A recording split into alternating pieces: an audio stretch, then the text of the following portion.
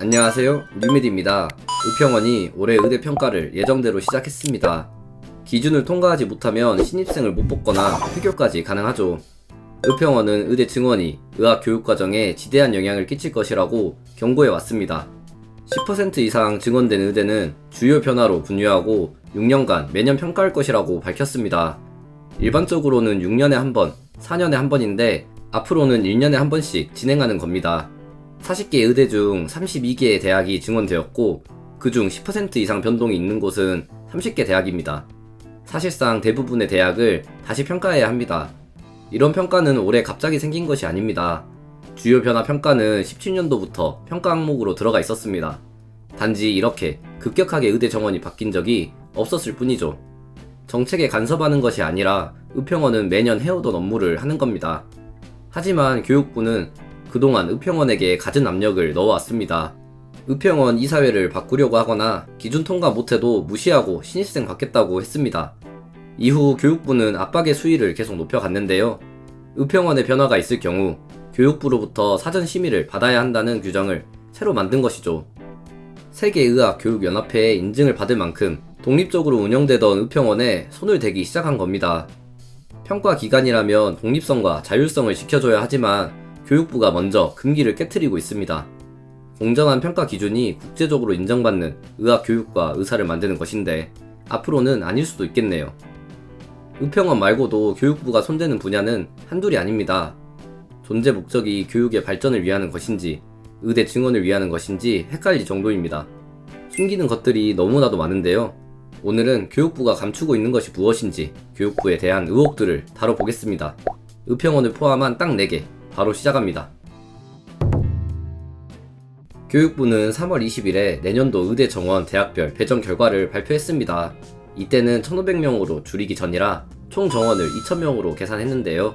일단 수시 접수 기간을 6개월 남겨놓고 저런 큰 정책을 발표한 것도 말이 안 되지만 진짜 문제는 따로 있습니다. 이것은 교육부가 배정 결과를 발표하며 같이 배포한 문서입니다. 이주호 교육부 장관은 의과대학 학생정원 배정위원회를 언급합니다. 이 위원회는 기존에 있었던 위원회가 아닙니다. 발표가 있기 2주 전인 3월 7일부터 위원회가 구성되었는데요. 의대 증원은 매우 뜨거운 주제이기 때문에 당연히 투명하게 처리를 해야겠죠. 하지만 교육부, 복지부 관계자가 참여한다는 것 외엔 아무것도 공개하지 않았습니다. 위원회에 대한 내용이 공개되면 외부로부터 간섭받을 것이니 공정성이 나빠진다는 이유였죠. 지금 의평원을 간섭하는 것과는 완전히 이중적인 모습입니다. 기가 막힌 것은 하나 더 있습니다. 바로 이 의대 증원 배정 심사회의 회의록이 없다는 것입니다. 정부 부처에 있는 작은 조직에서도 회의를 하면 회의록을 작성하고 보관을 합니다. 또한 그 근거에 따라 회의에 참석한 의원들 수당도 드리죠. 이게 다 교육부의 지침에 따라 일처리를 하는 건데 교육부는 오히려 회의록을 작성하지 않았다는 겁니다. 위원회는 3월 15일, 17일, 18일로 3회에 걸쳐 정원 배정을 완료했습니다. 이에 대한 교육부의 설명이 재밌습니다. 배정위원회는 원래부터 회의록 작성 의무가 없다고 설명한 거죠. 5월 3일엔 기록이 존재한다고 했다가 7일에는 확인해줄 수 없다고 하더니 8일에는 회의록은 작성하지 않아도 된다고 말을 바꿨습니다. 시민 관심이 큰 위원회를 비밀로 운영하는 것에 모자라 내용을 숨기는 게 법 위반이 아니라는 것만 강조하고 있습니다. 회의록이 없으면 참석자들은 거수기 역할을 한 건지 3자가 증언을 지시했는지 모르는 일입니다. 떳떳하면 숨길 이유가 없겠죠. 배정위는 40개 의대 중 14개 대학에만 의대 현황 파악을 위한 실사를 갔다고 밝혔습니다. 가서 무엇을 실사했는지는 모릅니다. 말 그대로 깜깜이 배정입니다. 그래서 궁금합니다. 배정위원회 회의록의 존재와 참석자 현황, 배정 기준, 실사 여부, 실사 결과, 결과에 따른 배정 절차들이 궁금합니다. 교육부는 의대생들에게 휴학 금지 명령을 내렸습니다. 이 명령은 지금까지도 이어져 있습니다. 2월에 낸 1학기 휴학이 아직까지도 처리가 안 된 상태입니다. 그리고 최근에는 휴학을 하거나 F학점을 맞아도 다음 학년으로 강제 진급을 시키겠다고도 했죠. 이 모든 것의 근거는 고등교육법에 있는데요. 고등교육법 제5조에 학교는 교육부 장관의 지도 감독을 받는다 라고 적힌 한 줄이 모든 간섭을 합리화하고 있는 것이죠. 졸업반 본과 4학년 학생들은 올해 수업을 들은 적이 없지만 의사 국가고시를 볼 수 있게 해준다고 합니다. 시험은 학생들이 볼 때까지 여러 번 시행하겠다고 했습니다. 의대생들은 배운 게 없으니 당장은 의사가 될 수 없다고 하는데 교육부는 어떻게든 의사 면허를 주고 싶어 안달입니다. 상식에 어긋나는 명령과 강제가 난무합니다. 출산 명령, 물가 인하 명령, 지방 거주 명령, 공부 개시 명령 내리면 사회 문제가 다 해결될까요? 아무리 권력이 있는 정부 부처라도 하지 말아야 할 게 있기 마련입니다. 어떤 근거로 어떤 지침으로 휴학 금지를 명할 수 있는지, 이게 자유주의 국가에서 가능한 건지 알고 싶습니다. 단지 교육부 장관이 결재한 공문이 헌법보다 더 위대한 것일까요?